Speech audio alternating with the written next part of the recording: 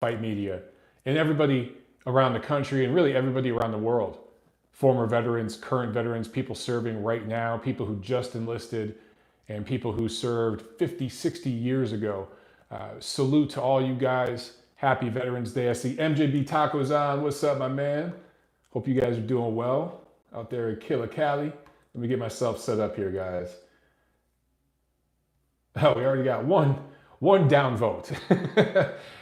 Sarah's on, Kevin's on, Old School's on, Jose's on. Salute to all you guys. Shout out to my veterans. I want to give a real specific shout out to my man Anthony Saldana, who does a lot of work, him and his wife Cynthia, does a lot of work taking care of the veterans in California. I think it's really important work you do. I saw your social media post today, getting up early, cooking for the veterans there in Cali. Thank you so much, brother. I really appreciate it. And shout out specifically to all my devil dogs, all my Marines out there, whether you were a former Marine or you're out there serving as a Marine right now. I got nothing but love for you. And a special shout out to world champion Jamel Herring, who's a fellow devil dog, Semper Fi, baby.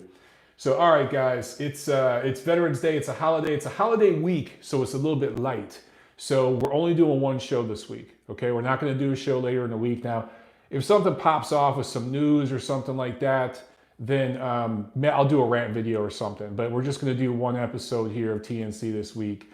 I see several of you guys saying Happy Veterans Day. Thank you very, very much. Luis, I see Happy Veterans Day. Gail says Semper Fi Marine. Silvio says Happy Veterans Day. Thank you so much to all you guys for the well wishes. I sincerely appreciate that. And Gideon says that shirt on your Twitter post, yikes. Guys, if you haven't gone on Twitter yet and looked at the picture that Tiffany posted, it's one of my old Tiger Guido shirts with it, where it's open and I'm all tan and stuff. I'm going, hey, to the camera. It's got to be a shirt, or a picture, well, and a shirt, but a photo from like 15 years ago or something like that, where it's a completely different guy.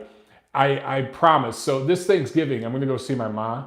And she has a huge bin of old pictures. I want to go through that. She has them under her bed. I'm going to pull those out, and me and Tiff are going to look through them, and I'll take several of those pictures to MJB Taco says, Gym Tan Laundry. Dude, that used to be me. Seriously, you have no idea. I used to look so different. I was so tan. So people would ask me what country am I from. People would come up to me speaking all these different languages. It was really dark. I'll show you guys some pictures. Seriously, I look like a different ethnicity. You will not recognize me. It's hilarious. But yeah, I'll find some of these old pictures. And I had long hair.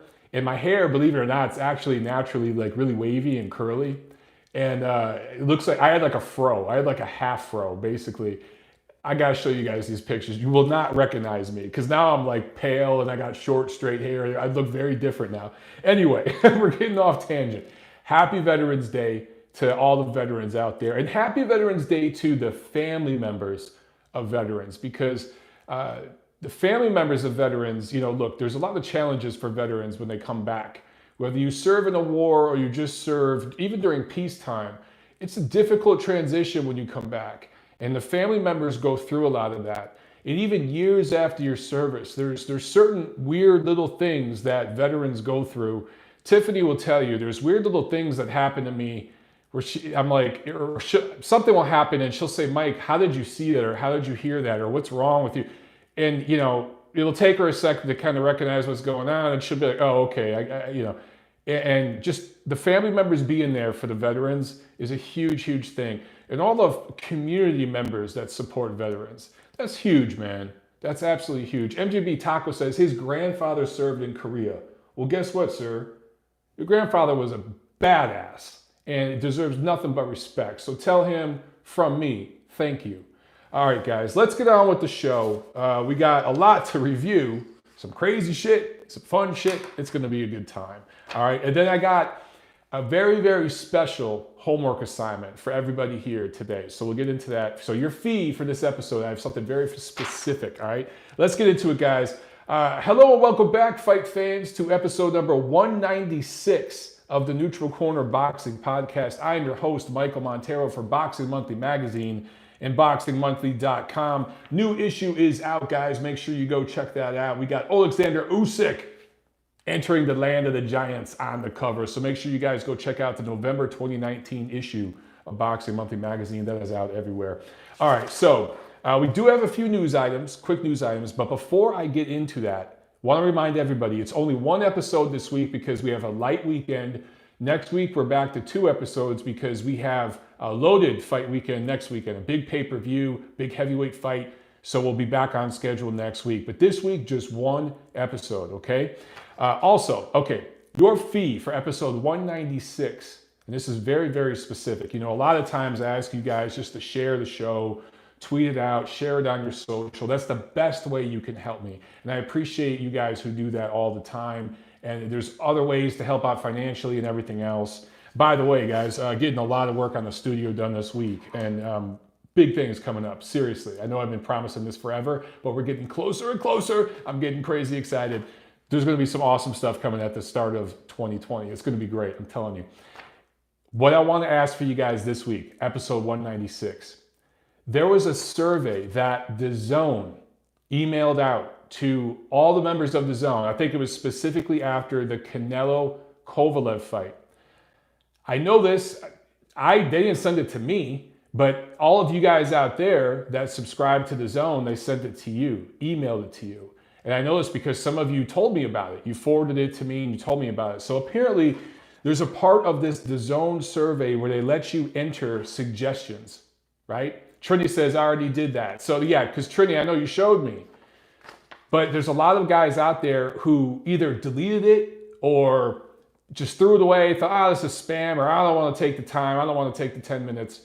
Look, this is your chance to speak your mind. There's a suggestions box where it's just open. You can open script. You can write whatever you want. Some of you guys out there wrote, hey man, there's this guy, Michael Montero, that you guys should check out. I can't thank you enough for that. That's an awesome shout out and I sincerely appreciate it. What I'm going to ask from you guys is whether you want to suggest that they bring on somebody like me or whether it's somebody else. Maybe there's another podcast out there, another show that you enjoy better than this one. Maybe there's another boxing writer or pundit that you enjoy more than me and you want to suggest their name. Do it. Whoever it is, whatever it is you want to suggest. Maybe you'd want to tell them nothing more than you guys are doing great, don't change a damn thing. Or hey, I want to see more of this or less of that. What I'm asking you guys to do is fill out the damn survey. It doesn't mean shit to me. It doesn't help me in any way, except that it helps boxing. It's for the betterment of boxing. And let me tell you why. You guys, the fans, are the financial drivers of this sport. If you don't pay, if you don't subscribe to The Zone, ESPN Plus, Showtime, whatever it is, then the fighters don't get paid. The promotions don't succeed, the fighters don't get paid. And that trickles down to boxing writers like me. Like if I write an article for Boxing Monthly or the Ring Magazine or for the website, I get paid for the post that I do, or I do a radio spot and I get some money, whatever it is. I don't get paid. Boxing writers don't get paid. Boxing pundits, whatever it is, don't get paid. And most importantly, okay, the fighters don't get paid without you guys. So you are the drivers of this sport. You have more power and influence than you realize. Trust me. The people, the promotions, the promoters, and the networks, the executives, they are looking at you guys and what you say. Now, don't get on a survey and say, I hate this, I hate that, this sucks, that sucks. Don't just be Mr. or Mrs. Negative. Offer suggestions for what they can do to improve things. And if you want to suggest my name or another person's name, again, it doesn't have to be me. There could be another person on YouTube, a writer for a magazine or a website that you like better than me, and you want to suggest their name. Here's what I say to you. Don't just suggest the name. Also give details. Because here's the thing, guys. It's going to be some intern, some kid in an operations office somewhere that's collecting all this survey data collecting all the answers and all the analytics, and they send that off to the network boxing people that make decisions. It's probably not going to be some boxing savvy individual that collects this data. So if you say, yo, man, you guys should hire Michael Montero, he rocks. I appreciate that. Thank you so much. I can't thank you enough. But the kid that's collecting that data is probably like, they don't know my name from a hole in the ground. So you got to do more than that. And again, it could be somebody else. It could be person X. It doesn't have to be me. But let's just say person X. You should hire person X. They have a podcast I really enjoy. Here's the name of it. Here's a link. Or person X is a writer for X magazine. They have an awesome column that I read every month. Person X has a radio show I enjoy or a YouTube channel, whatever it is, guys. Provide details. If you are going to mention me, again, I can't thank you enough. That's freaking awesome. But mention the neutral corner.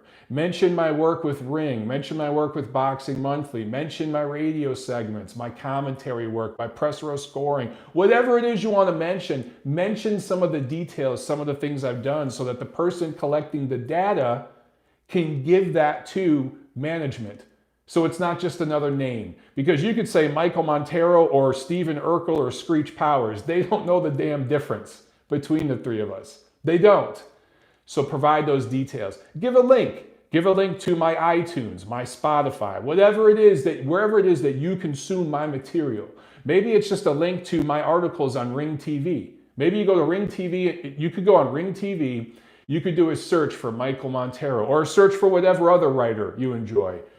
And all the articles for that writer will pop up. And you can send that link to the zone. You can, whatever it is, guys, okay? You see where I'm going with this. Provide that extra little information, the detail, so that they can differentiate, oh, this person's a writer, this person's a commentator, this person, like myself, does it all. They can do everything. We could bring this guy on and he could score fights, he could interview fighters, he could do live commentary, he could do shoulder programming. You got to introduce those details, okay?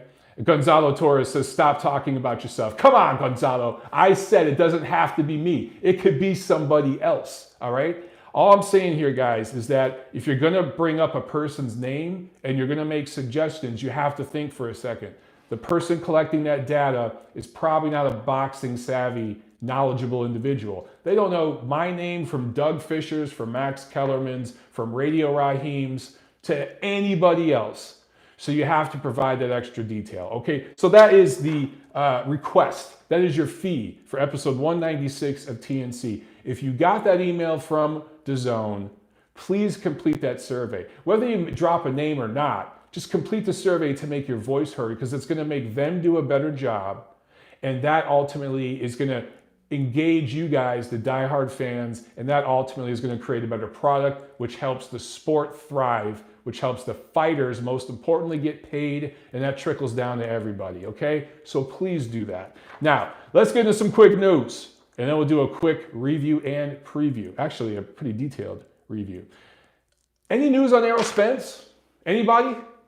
Anybody hear anything on Errol Spence? This really isn't a news item, but it should be. I feel like I should be doing some reporting on Errol Spence and his condition. There's nothing. There's rumors flying that it's 50-50 this guy could fight again, that he's in bad physical shape, that he's more busted up than they let on, that they found some delayed reaction type of injuries afterwards, that there's some mental issues and stuff. I've heard all kinds of shit. Now, none of this is official. It's just rumors. But because the management at PBC operates this way, and I don't want to beat up on PBC because they do a lot of things great. They do a lot of great things. Azier says savage. Yeah, I remember that post. I don't know, not looking so savage right now. I don't know if he might be absolutely fine and everything that we heard is correct, but they just are hoping, let's just shut up and be quiet and announce his next fight in March. And all this will just kind of go away and people will forget about it and move on to the next news item. That's not exactly going to happen. It will happen with some people, but there are going to be people like me and a lot of you guys out there who are going to ask questions. Dude, what the hell? A lot of fans are going to be like, before I pay $80 to watch Errol Spence fight Danny Garcia, what the hell am I getting? What's up with Errol Spence? Has he stopped drinking? What's going on? Now look, right now, we simply do not know. We do not know. He could simply be healing and resting. Maybe they found some additional injuries, some internal injuries. Maybe there's some emotional things. There's post-traumatic stress, PTSD. That's very possible that he's dealing with. Talk about it. Tell us. That's not going to hurt his image. No one's going to look at him and say, oh, you're a pussy. Dude got ejected from a car. All right? Yeah, Gail brings up the best point. I think Spence is in a private rehab somewhere. That's what I was going to bring up, Gail. My guess, okay, he could be healing. He could be lawyering up and preparing for the DWI charges and all that stuff. But what I tend to believe, and this is what I'm hearing from my sources, all the rumors about the additional injuries are bullshit. And what's really going on is dude's in rehab. Some people, again, none of this is official, okay? This is just what I'm hearing. None of this is official. So I want to make sure I make that point. But I'm hearing that some people close to him and management at PBC is like, dude, you're going to rehab. That's it. Or you're not fighting again for us. You're going to freaking rehab and we're putting you in a home and you're going to get cleaned up. No more drinking. None of this, I'll just have one. No, you're done. None of this shit. If that's what's going on, that's awesome. And I understand why they might not want to talk about it during that process. I just hope that after that process is played out, he comes out and says something. Because as I've said many times on this show in the recent month or so, there's an opportunity there for him. There's an opportunity for him to be a leader in the community and talk about the issues of drinking and driving and just heavy drinking in general. Even if you're not driving, heavy drinking isn't good for you. I like having a drink, believe me. There's nothing wrong with having a drink every now and then. But binge drinking, getting blackout drunk, and then getting behind a damn wheel, guys, there's all kinds of things. How many illegitimate children are brought into this world because a dude or a female or both of them get blackout drunk? It happens more than you think. My sister is a nurse. I've heard stories. Anyway, we'll just move on from that. So one last thing. Julio Cesar Chavez Jr., Daniel Jacobs, we're going to fight in Vegas. Junior did not want to take a drug test there. So the Nevada Athletic Commission was using VADA to do testing. They are the one state athletic commission, also California, I think, does a really good job, that is really trying to make some changes, some positive, effective change in regards to fighter safety. And they will use VADA oftentimes. They've used other authorities, but they've been using VADA increasingly to do drug testing for fighters during camp. A VADA official showed up at the Wildcard Gym in Hollywood, California, to collect a urine sample, I believe, from Julio Cesar Chavez Jr., and he was ghost. He was gone. He wanted no part of it. So Nevada basically said, dude, your temporary suspension. I don't even think he was licensed in Nevada, so they can't really suspend him. But they could say, you ain't fighting here in Nevada for right now. That's what the temporary suspension basically means. And they were going to have a hearing November 20th. They have a monthly kind of meeting. And Chavez was welcome to come at that hearing, November 20th, and explain himself and explain what happened, why he didn't do the drug test, why he didn't provide the sample, I should say, for the VADA official to take back to the lab to get tested. Instead, Eddie Hearn, the promoter, and everybody involved said, you know what, screw this. We'll just leave Nevada and we'll take it to Phoenix, Arizona. Anything goes in Phoenix, Arizona. Now, us in the media received an email last week. I think it was like Wednesday, maybe Thursday. I think it was Wednesday. And it was, hey, don't tell anyone about this. Don't tweet about this shit. Don't tell anyone. But there's a big announcement coming Friday. This is last Friday I'm talking. Big announcement. There's a big fight coming up in December. This is going to be awesome. But don't tell anybody. We don't want to spoil the surprise, but there's a big announcement coming Friday. So I didn't tweet about this shit. And I'm thinking in my mind, man, what could this be? This is awesome. And I just didn't do the math. I guess I was tired and wore out, and I didn't do the math of the whole situation. When this got announced, I'm like, well, no shit. No shit. And I was thinking to myself, this isn't that big of a fight. I'm interested in it. It's an interesting fight, but this isn't like some huge monumental announcement. Anyway, Yeah, so December 20th in Phoenix, there's going to be Chavez and Jacobs. Chavez, look, do I think Chavez is doing steroids or something? Probably not. I think he's probably been getting baked. Who knows what else he's been doing? But clearly the dude's been ingesting some type of banned substance or substances because he wanted no part of providing a sample. I think a lot of people misunderstand how these samples are collected and everything else. This dude was just training at the gym at Wildcard because you have to report to the authorities, the testing authorities, where you're at, the commission, where you're at, where you're training, where you're based, so that they can pop up and just collect the sample. So it's not like he was in Nevada or something. This dude was just doing his thing at Wildcard and people showed up and he didn't want to piss in a cup for them. I don't know about you guys, but that looks shady AF, right? So now this fight's going to Phoenix. And look, if all he's doing is smoking pot, I don't really give a shit. That doesn't exactly enable a dude. In fact, I think it's actually probably bad, depending on where you're at in camp. I don't smoke weed. I don't really know. But from what I've been told about it, it's not exactly a motivator. So depending on what stage of camp he's in, I don't know if that's necessarily a performance enhancer. But if that's all he was doing or something else, clearly it was a banned substance. So look, Chavez, how much are you guys going to pay attention to this fight? I don't know. Is it on the up and up? We talk about fighter safety. There was a fighter this week that was killed in sparring over in Australia. Michael Zarafa landed a body shot. I don't know all the details yet. I will find out more about it. But it was, I think, the 5th death this year. The 5th death in boxing. And this was from sparring, guys. So there's a lot going on here with fighter safety that's come to the forefront again. And it seems that more and more of these deaths are hitting the news waves. They happened in years past, but they weren't brought into the public light as much as they are now. But we're all connected on social media now. So when these things happen, I mean, think about it. 20 years ago, if a fighter died in sparring in Australia, would we even hear about it here in America? Maybe a few people, but it wouldn't make news. This week, we were hearing about this stuff, right? It's been all these things going on with fighter safety. You got all these tragedies. You got fighters dying. You got fighters being affected by performance-enhancing drugs, weight cutting, all that. So we're trying to do drug testing. This dude skips out on the drug test. Do we punish him at all? Nah, we just move the fight to a jurisdiction, drug test him. What kind of message does that send? I don't want to beat up on Matchroom. They do a fantastic job. Eddie Hearn is one of the best promoters in the sport. But this sucks. This just sucks, and it's a bad look and a bad example.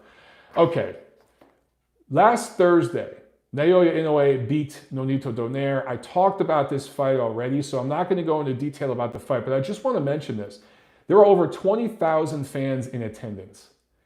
That's a big deal. I tweeted about this and posted on a few platforms on social. It peaked at almost 9 million viewers live just in the greater Tokyo region, that particular region of Japan. All the numbers for Japan have not been calculated yet, but obviously it's going to be well over 10 million. So it's going to be in the 8 figures, and that doesn't count the international market. So when you looked at the global live, I'm talking live, guys, global live viewership of that fight, you're talking in the tens of millions. When you're talking about the total views, they go back and watch a replay on DAZN and everything, tens of millions of people have watched that fight. A lot of people bitched about it being on a Thursday, okay? Because some people were like, I didn't mind the time, the 7 a.m. time, whatever, because it was 7 a.m. Here on the East Coast, 4 a.m. on the West Coast. But people were like, why on a Thursday? So let me explain real quick, and then I'll get into some of these other fights that took place last Saturday. The Japanese culture, and it's some other countries in Asia as well, is a very businessy culture, if that makes any sense. So a lot of the businessmen that hang out, what they do is during the week, they go out to drink. Seriously, I'm not making this shit up. For any of you guys from Asia, I saw one of you guys is on from Hong Kong. You could talk about this. Monday through Friday, a lot of Japanese businessmen and everything go out, and after work, they go to the bar with fellow businessmen and they drink. They hang out. It's a networking thing. It's a business thing. Japanese businessmen hang out with their wives and their families on the weekend. Saturday night, Sunday, that's when they're with their wives and their family. On the weeknights, a lot of times, not every single weeknight, obviously, but a lot of times on weeknights, it's let's go out with the fellas, let's network, let's go out with all the guys from the company and meet up with all the guys from this other company that we're merging with, and let's have some business talk over some sake and some sushi, and then we'll hit the titty bar. That's what Japanese businessmen are doing during weekdays. So putting this fight on a Thursday sounds crazy here in the United States, but over in the Japanese culture, to work all day and then go out and hit the bar and eat something and then go to the fights Thursday night and then maybe hit the bar after the fights Thursday night is not crazy. It's normal. It's a normal cultural thing, okay? And again, it's the same way in China and other Asian cultures. I'm pretty knowledgeable about some of this stuff. So guys, think about it. Every year in Tokyo, there are fight cards on New Year's Eve, which is often a weekday. It's not uncommon to see cards over there on a Tuesday, on a Wednesday night. It's very, very common. If you go back and you think about some of these Japanese fighters, Gail says they work hard and play harder. Hell yeah. It's the same thing if you go to like Seoul, South Korea. If you go over to China and Shanghai, Beijing, cities like Guangzhou down in the southern part of the country, in the Canton region and all that, these guys are going out during the week. So it's not a weird thing to have a fight card on a Thursday. So I want you guys to just put that in your mind and understand. Naoya Inoue is a superstar in Japan. He's absolutely the most popular fighter right now. He's becoming one of the more popular athletes and celebrities. And so they centered the promotion around him and his market. Everybody else had to catch up. So I saw some people bringing up, old school boxing fights, like, oh, the Rumble in the Jungle. Yeah, they put that on overseas, but they put it on at a time over there where it could be prime time here in the USA. Yeah, but it was two Americans fighting. It was two Americans fighting.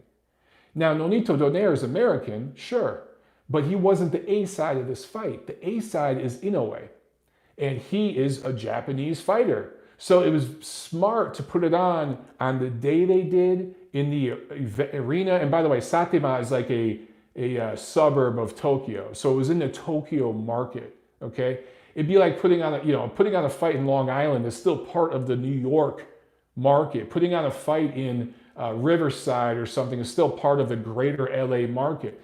That's kind of what it was. So Tokyo is the biggest market in the world. People in America that think, oh, LA and New York are huge. No, dude, Tokyo is number one. That's the biggest damn market in the world. Maybe not in terms of banking and all, but in certain parameters or certain categories, Tokyo is the biggest market in the world. And so they put it on over there in that market and it worked. They did huge ratings. So that's why it was Thursday. That's why it was where it was, okay? And it was a huge success. They did very, very well on that promotion. Very well. And you saw the results of the fight. It was awesome. So I just wanted to mention that and get that out there. Okay, let's talk about last Saturday, guys.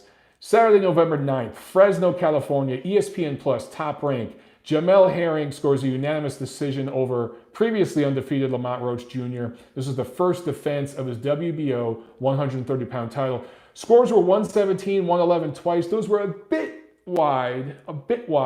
There was a third score of 115, 113. That felt right. This was a close competitive fight. I could deal with 116, 112. It was kind of right there. Maybe 7, 8 rounds to Herring. He clearly won, but it was close and competitive. Roach had some moments. Definitely had some moments, and he will improve from this and get better. So good competitive fight. What's next for Jamel Herring? What's next for the former Marine? So I mentioned this before. Miguel Burchelt's people want no part of him. They just don't. Now, he didn't look as spectacular in this fight as he looked in his last fight, so perhaps maybe that fight can happen. But I know one guy who wants him, Andrew Cancio, the WBA champ, who scored one big upset this year and then a minor upset in the rematch with Alberto Machado because a lot of people felt that Machado was going to win the rematch. He's got the WBA championship. He wants to unify with Jamel Herring. So it'd be a Golden Boy Herring, Golden Boy Top Rank co-promotion. They play nice together. I think that can happen next year. Bring it on, man. We could get some unification at junior lightweight. I love it. Also on this card, Kubrat Pulev, unanimous decision over a huge fat Rydell Booker. I was very disappointed. Rydell Booker came in just under 250 pounds. This is a guy who is a cruiserweight prospect. I think he won like the Michigan Cruiserweight Championship, I remember, when I was young. And at his prime as a heavyweight, he was like 220, right around 220. Came into this fight almost 250 pounds. A massive opportunity for him to become a mandatory for a heavyweight title. He comes in almost 250 pounds. So anyway, Kubrat Pulev wins a decision in a stinker. A lot of the fights this weekend underperformed. I think Pulev was just going through the motions, playing it safe to keep that mandatory status. He is lined up to fight the winner of the Ruiz-Joshua rematch, and he didn't want to mess that up. Okay, let's go to Los Angeles. Before I get to the main event, and I got a whole lot to say about KSI Logan Paul. A whole lot to say. Let's talk about the undercard. Talk about underwhelming. Billy Joe Saunders, KO 11 win over Marcelo Esteban Cocheres of Argentina. First fight outside of Argentina against anyone ranked for the Argentinian. He had never fought a ranked opponent. This was a dude fighting outside. This is a dude fighting off the farm for the first time. No disrespect to him, but that's the reality of the situation, guys. His first time off the farm fighting somebody with a pulse. And this thing goes 11 rounds, and one judge had Coceres up 96-94. The Kissim says, Pizza Boy did okay. He sure did. He had moments. He had moments in this fight. Now, Billy Joe Saunders, two judges had him up, I think 96-94, and then he got the stoppage in the 11th. It was actually a punch to the back of the head that caused the first knockdown in the 11th, and then a beautiful right uppercut from Saunders, who really does have some skills. He does have skills. A really great right uppercut that caused the second knockdown, and then kind of a barrage of hooks that caused the third and final knockdown in the 11th round. The ref calls it off. So Saunders was in danger of losing this fight. The fight was up for grabs in the 11th round, and then he pours it on and gets him out of there. Some people are saying, oh, well, this was Saunders just making a statement to Eddie Hearn because he was so far down in the undercard. Bullshit. Bullshit. We have seen Saunders look like crap before. This dude will fight down to the level of his opposition. And it's one thing if you're getting rounds in, you're coming off an injury, a layoff, whatever, but this guy has consistently done this. He has had one breakthrough type of performance, and that was against a faded, well past his best days, David Lemieux, who was destroyed in his prime against the prime Gennady Golovkin. Never been the same since. So that was Saunders' one shining moment. And what has he done since then? Dick. He hasn't done a damn thing. I don't want to beat up on Billy Joe Saunders, okay? It's the same thing with Demetrius Andrade and some of these other guys. It's not that I'm trying to beat up on them. I'm trying to just tell the truth and the reality.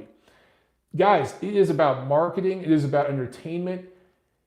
It's not that skilled fighters can't be entertaining, because there are some really good skilled fighters that might not be knockout artists who are crazy entertaining. Terrence Crawford isn't who I would call a one-punch KO knockout artist.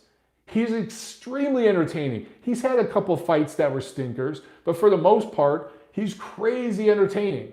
There's several fighters I can point to like Terrence Crawford in that respect, right? So Billy Joe Saunders, it's not that I'm just saying this because he's quote-unquote a boxer and he's not a brawler. This has nothing to do with that. It's a mentality thing.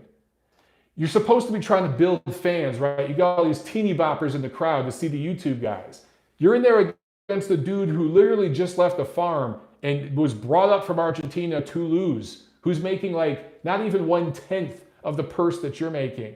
You're supposed to annihilate this dude. Step on the gas, dude. Step on the gas. When he stepped on the gas in the 11th, look what happened. Where the hell was that for the first 10 rounds? Okay, so that's my Billy Joe Saunders thing. Now, does this set him up for a fight with Canelo Alvarez? I don't know. Maybe he gets the fight with Canelo Alvarez because Canelo wants another title at 168.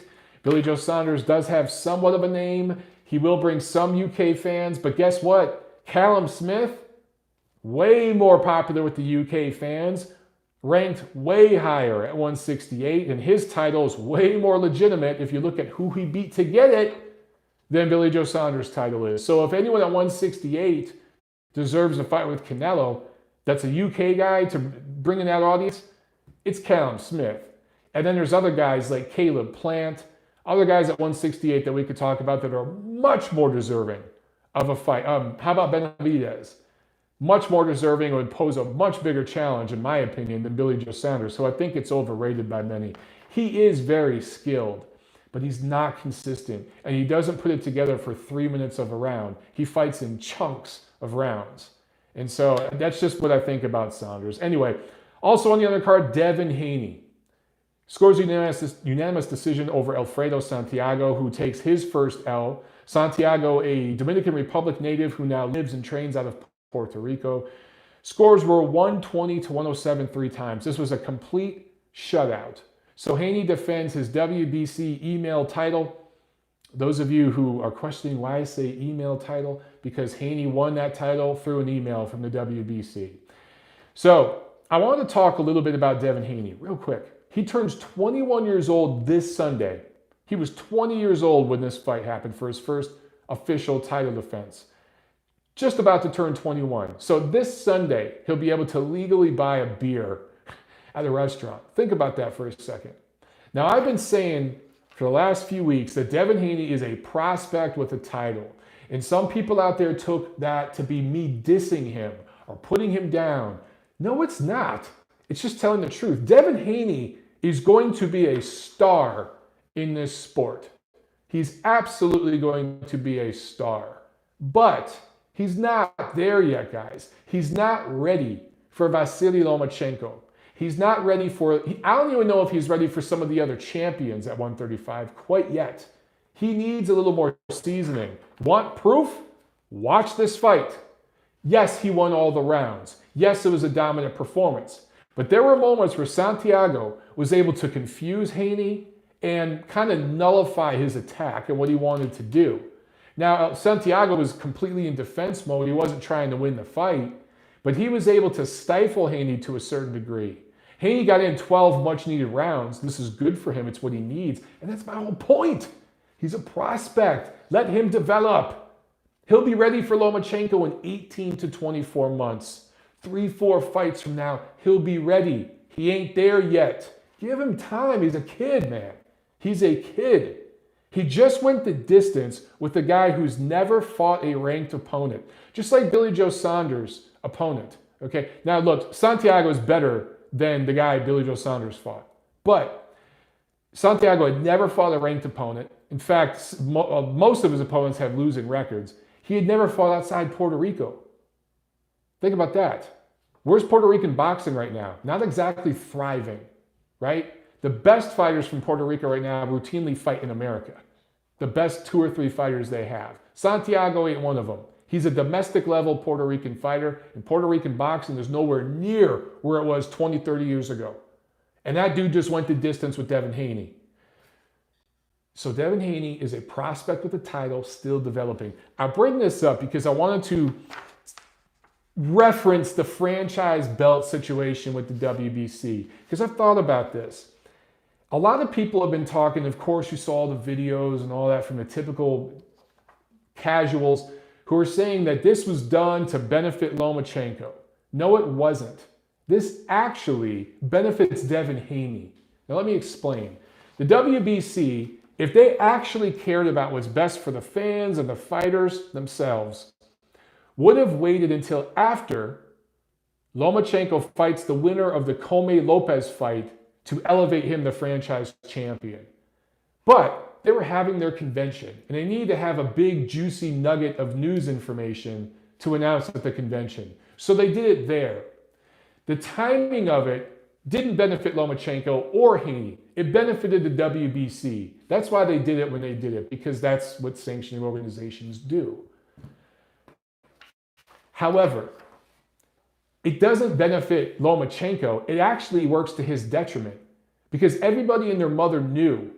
Now, he already had the WBC title because he beat Luke Campbell. Just beat him. Has he even had that title for 6 months? And everybody this whole year has known Top Rank and Grandpa Bob, they're very transparent with the media and fans. They tell everyone what the plan is. They knew what Lomachenko was going to do. They knew that he was going to eventually fight the winner of Commey Lopez. So if the WBC truly wanted to do what was the best for the fighters, they would have waited until after that fight so Lomachenko could get his accomplishment and unify all the titles and be undisputed, then elevate him the franchise champion. But did they do that? No. They did it during their convention, so it was convenient for them. So it's a bad look for Lomachenko because now it looks like he's quote-unquote ducking Haney.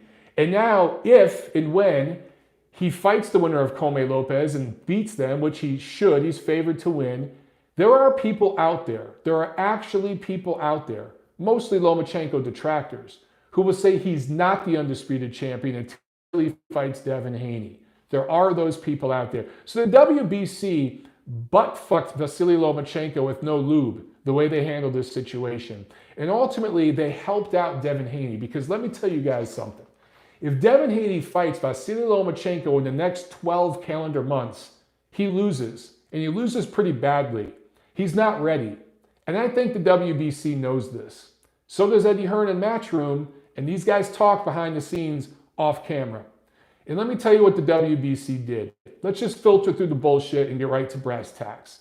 They want in the Devin Haney business. They want in the Lomachenko business. They want to keep good with Grandpa Bob and Top Rank. And they want to keep good with Eddie Hearn in Matchroom. So what do? Bump up Lomachenko to franchise, so they have this big announcement to make at their convention, so they can get trending on social media, particularly in Mexico, with this big announcement. But also, they invest in Devin Haney, who has the BC title now. He can fight whoever the hell he wants. It's not as if they're going to name some difficult mandatory for him. Who's a tough mandatory coming up at 135 that Haney's going to have to fight where he might lose that title? He ain't.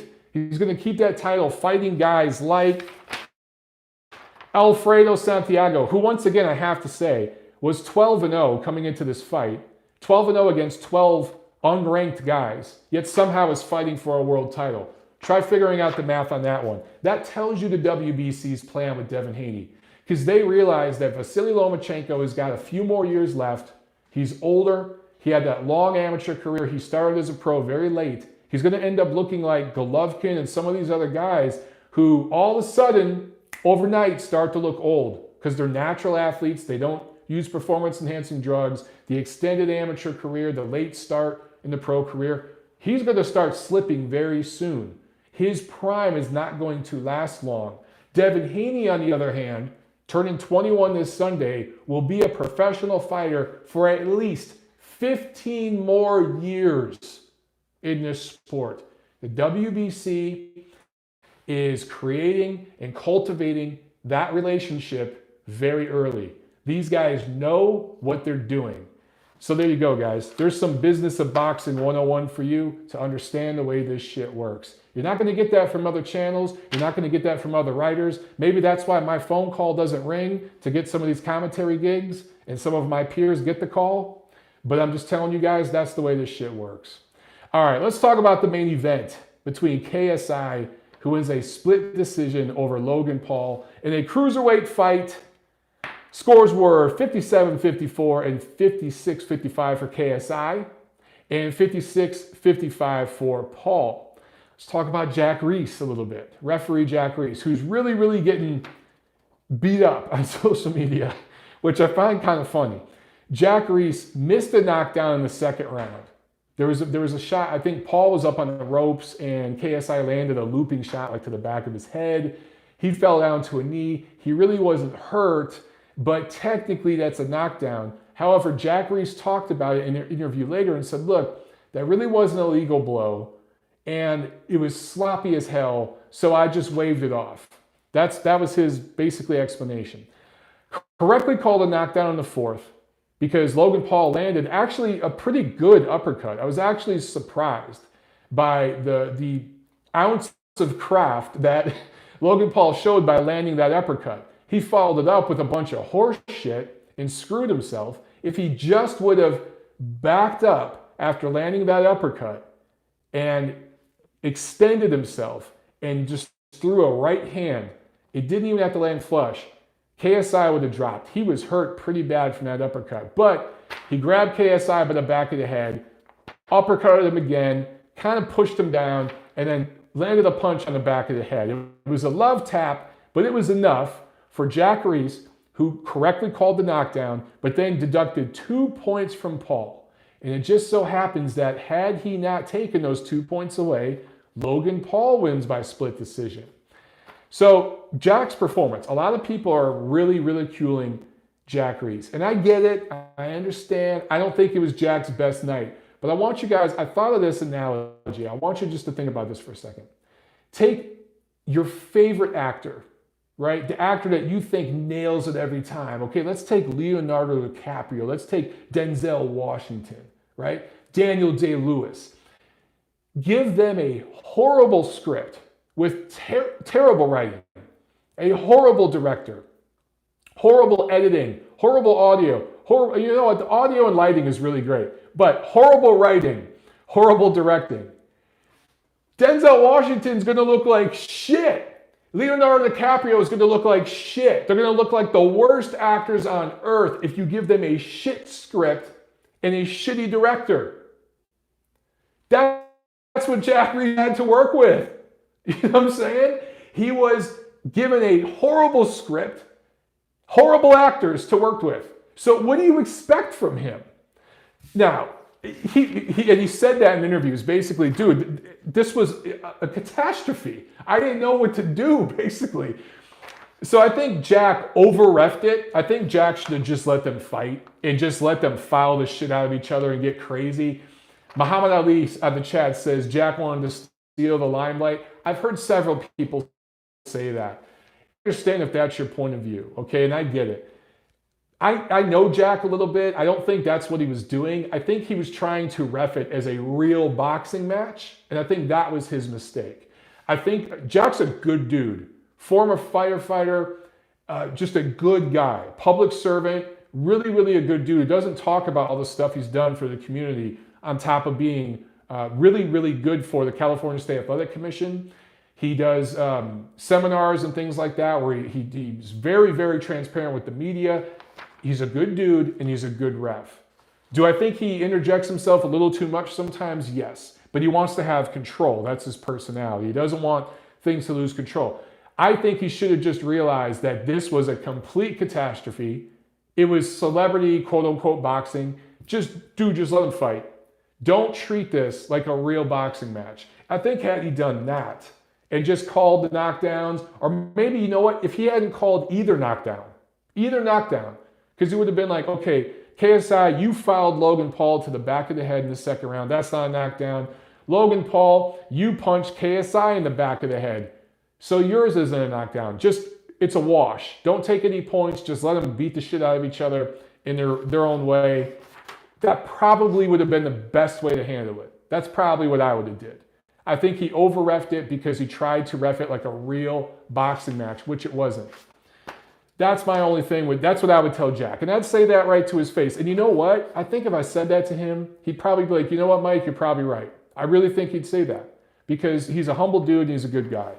So there were over 12,000 fans at Staples Center for this fight. This fight belonged in Los Angeles. There was no other city on earth that a fight like this belonged in, okay? LA's the perfect city for it. Seriously. As a guy who lived there for a decade, perfect city for this fight. Mostly teenagers and wannabe actors. There's a lot of them. And the wannabes are going to hang around guys like Logan Paul and KSI, trying to suck off the teat, trying to get put on. That's how that business works. It's somewhat like that in boxing because boxing is an element of the entertainment business. But in Hollywood, it's like that, just on steroids. So you had a lot of wannabes in the crowd, wannabe actors. Hey man, I did a KFC commercial in my hometown of, in Nebraska. Well, I'm hot shit. And they moved to LA and they're, delivering pizzas and living with 5 roommates and, eating cheese out of discarded pizza boxings for dinner. That's what you get. And that's who was at that fight. There was also porn stars at that fight. Seriously, because I tweeted some of their stuff. Lena the Plug. Some of you guys might know her work. She was there with all her homegirls. twerking, and one of her friends literally pissed on the floor, urinated on the floor right there at Staples, and they tweeted about it because they were proud of it. That's who was at this fight. I'm not so sure that's the fans that we want to add to the sport. I'm not so sure about that. But is Lena the Plug going to come watch Devin Haney's next fight? I don't think so. I think she was there because she knows Logan Paul. So anyway, to the people who were really offended by this fight, I say take a deep breath and relax. This fight isn't going to ruin boxing. This fight isn't hurting boxing in any way. In fact, these sorts of events are not new to boxing. They're not even new to sports. Some of you guys who are a little bit older will remember this, but in the 80s, I think they even had this in the 70s and stuff. Gail, get on the chat and talk about this. But like in the 80s, they had these, I can't remember what the hell they called it, like the Battle of the Stars or something like that, okay? I think it had the word stars in the title. But they would take a bunch of actors and singers and people like that, and they'd have them do like track and field events and like Olympic decathlons and stuff like that. And it was on like primetime ABC. And these people would get big paydays, they'd do huge ratings, and these guys were amateurs. They were actors and singers and stuff like that. You've seen that kind of stuff with like the NBA All-Star Game. That's it, yeah, Michael Mendiola, yeah, Battle of the Network Stars, that's the right. Dude, do you remember that? He says it was pure comedy. Dude, we were like kids when that shit came out. Remember that? Yeah, Sports Talk with Troy said the same thing, Battle of the Network Stars. Guys, oh, was it late 70s, Gail? Okay, so it was a little bit before or some of our times. So yeah, guys, YouTube that shit. Oh my God, guess who the host was? Joe Tessitore. Gail says Joe Tessitore was the host. That's crazy. It must have been 12. But seriously, guys, YouTube this shit, okay? This was late 70s, and they had stuff like this in the 80s where there was just actors, singers. They're not athletes and doing this real athletic stuff. The NBA All-Star Game.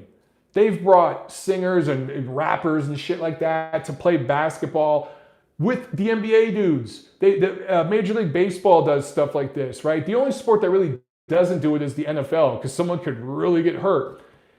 In boxing, now I understand it. Some people are like, well, what about boxing? People die in boxing. Yeah, but it's not like KSI was fighting Alexander Usyk. Okay, Logan Paul wasn't fighting Mr. I am very feel. That would be murder. Okay, they were fighting each other. It was two novices, two pretty boys fighting each other. We've seen celebrity boxing before. We're going to see more of it in the future. Stop being so damn triggered and offended by this. The only people who have any right to bitch is if you're a former professional fighter. If you're a former pro fighter who put in thousands of rounds of sparring, you know, how many, I can't even count the number of miles you've done of road work and everything, all the punches you've taken to the head, and you never got a 7-figure payday, and you want to be mad and bitter because KSI and Logan Paul did in their pro debut, go ahead and bitch, bro. You're not going to get any beef from me on that. You have earned the right to bitch about this, okay? Everybody else, the other 99% of you out there, shut up. It's going to be okay. Seriously.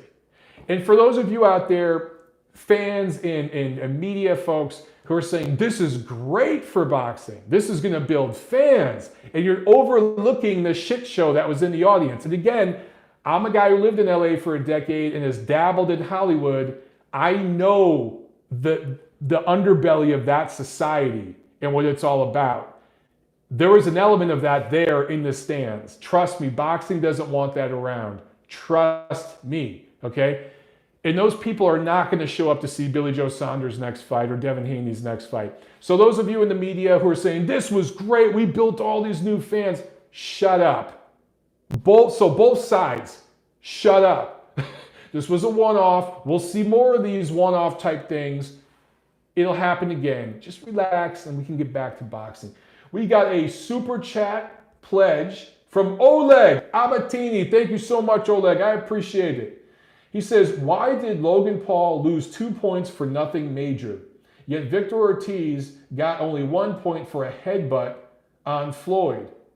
New to boxing, I don't know all the rules. Oleg, thank you for the super chat. Point deductions are up to the referee's discretion. Just like a 10 count.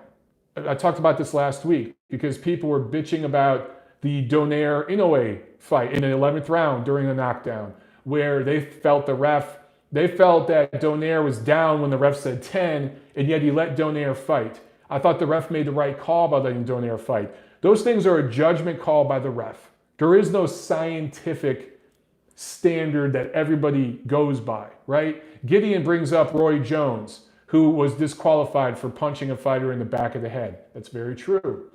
So it is up, but although I will say, Roy Jones, yeah, you're right. I mean, that was bullshit. It is up to the referee's discretion. Jack Reese in an interview after the fight said, look, there was a knockdown, but there was also a foul, and I wanted to level the playing field. I think a level playing field would have been taking 1 point or just not counting any of it. Just saying this was a bunch of sloppy bullshit. I'm not going to count any of this. So you bring up a good point about Victor Ortiz. I'm sorry, I probably said Virgil Ortiz when I read that. Victor Ortiz, when he headbutted Floyd and got 1 point, I thought that was the right call in that fight. I really, really do.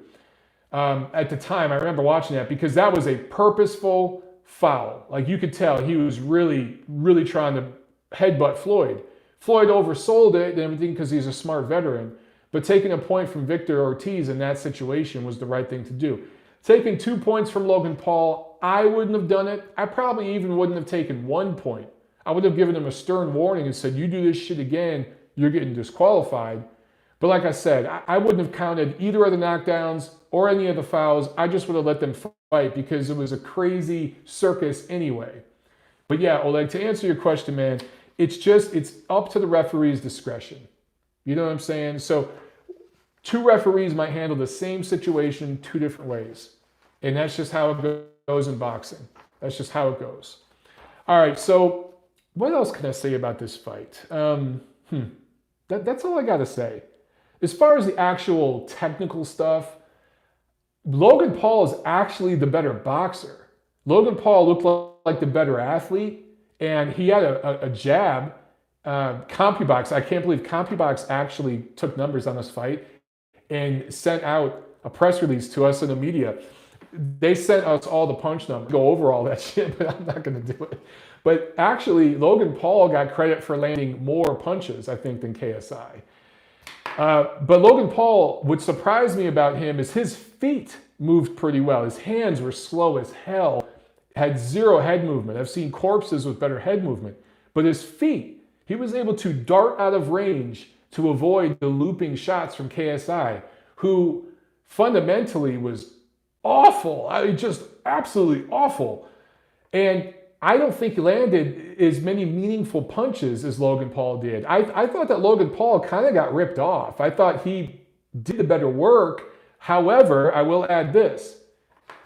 Logan Paul looked a little scared to engage all the way. He didn't throw any right hands. KSI, Stevie Wonder could hit KSI with a right hand. Like seriously. Stevie Wonder could just go, he could hit KSI. He really could. That dude, you could hit him blindfolded. And for some reason, Logan Paul would just throw this weird jab like from his stomach. He wasn't jabbing from his temple. He was jabbing like from his stomach. It was this weird thing, but he was using range well. He was extending his left hand all the way, and he was getting out of range and using his height well. But for the life of me, I'm like, dude, turn over a right hand. If you touch this dude with the jab and come right behind it with a straight right, it's going to land. If he starts leaning to his side, just loop the right hand. It's going to land. He never did it. So it seemed to me like Logan Paul was tentative to get in an exchange because he was worried KSI could counterpunch him. And I got to say, KSI showed way more heart, way more determination, way more fighting spirit. His lips and mouth were bloodied up. His nose was bloodied up. There wasn't a scratch on Logan Paul, but he was being so tentative and so passive. Yet, KSI, who was the guy who got busted up and actually was hurt in the 4th round, he fought back and showed real determination. So when the scorecards were read and he got the decision, I wasn't mad at it. I'm like, you know what? That dude fought harder. He fought like shit. I thought Logan Paul did the better boxing when he actually did it. But yeah, Muhammad Ali says his heart won the fight. Yeah. Kamari says KSI avoided most of Logan's jabs. Yeah, but Logan avoided most of his right hands. More of Logan's jabs landed flush and snapped KSI's head back than KSI's right hands landed on Logan. KSI missed wildly throughout the night. It's just that Logan Paul did not retaliate. And that's why he lost the fight. He has nobody to blame but himself. And for all the shit talk that Shannon Briggs did in the corner, Shannon Briggs was working with Logan Paul. At one point, dude, why would you not tell your fighter, dude, throw a right hand? You just nailed him with an uppercut. Throw another right uppercut on the inside. This dude can't get out of the way of your punches. Just throw punches. What are you doing? Get your hands up. Put your left hand up so when he counters with the looping right, you can catch it. And just nail this dude with right hands. You will knock him out. Logan Paul should have knocked KSI out. That's what I saw. When I saw that shit right away, number one, I know how I'd fight both. I'd fuck both of them up. I'm just going to say that. They'll never fight me, so I can just go ahead and say, I would fuck both of these guys up pretty badly. I already know exactly how I'd fight both of them. Logan Paul would be easy to knock out because he has no head movement. KSI would be a little harder to knock out. But I would knock both of them out within about 3 or 4 rounds. I saw what KSI was doing. I'm like, dude, you're the taller guy. I'm not even going to go into it anymore. Just rest assured, guys. I'm a weekend warrior. I would tune both of these guys up. When I saw that fight, I was just getting so frustrated because both of them should have been knocked out. But seriously, Logan Paul is actually the better fighter and better athlete from what I saw. Anyway, Gail Falkenthal says, now let's get to the more important question. Who is the next celebrity bout? MLB fans demand Montero versus Radio Raheem for the next YouTube stunt fight. Make it happen. Let me just say, Gail, I would absolutely do that in a heartbeat. If DAZN wants to pay me and Radio Raheem $900 grand, I'm sure Radio would do it too. If they want to pay me and Ness $900 grand to fight each other, sign me up for some of that shit. They won't put me in there against anybody. $900,000 in LA at Staples? Yeah, I'll do it. 900 grand? That changed my life. So you know what? Whether it's Radio Raheem, Chris Mannix is a big guy. He's my size. Who else? I talked about Ness. He's bigger than me. Any of those dudes, they want to pay me 900 grand? I'll fight them tomorrow. Seriously, sign that shit up. All right, let's do a quick fight preview, guys. Montero versus Eddie Hearn. Who said that? Who said that? Fossil27 says Montero versus Eddie Hearn. Look, man, Eddie's just too charming. I don't think I could punch him in the face. He'd start sweet talking me, and then I'd drop my hands, and he'd knock me out with the right hand. Oh my God, that'd be hilarious.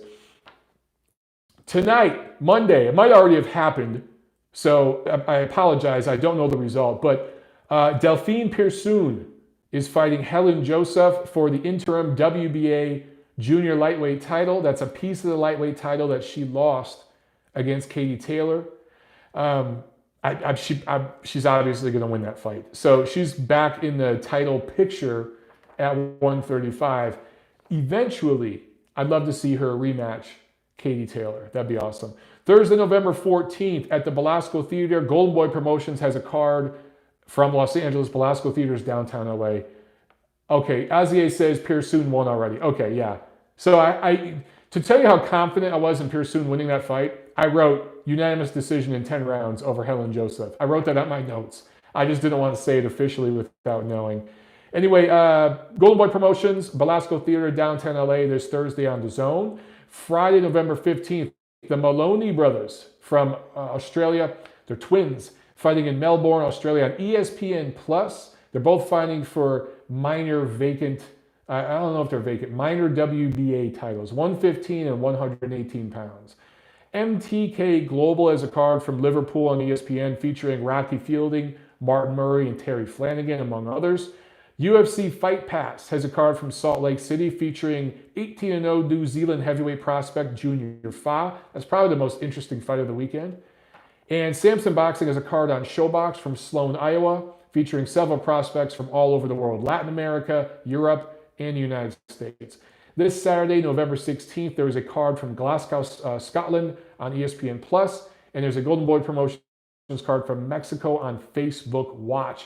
Pablo Cesar Cano is defending his minor version of his WBC 140-pound title. So that's it for this weekend, guys. Like I said, not a very loaded weekend. That's why we're just doing one show this week. We'll be back on regular schedule next week. So look, if you guys want to see me fight one of these dudes on the zone, start tweeting about that shit, because seriously, I'll do it. Pay me, and I'll get in there and mess somebody up. Punch somebody hard in the face for the fans. We'll do it on the zone. Hell, I'll do it on ESPN. I don't give a damn. We'll do it on UFC Fight Pass, as long as the check's clear. On that note, I'll see you at the fight. See you guys next week, all right? Thanks for watching.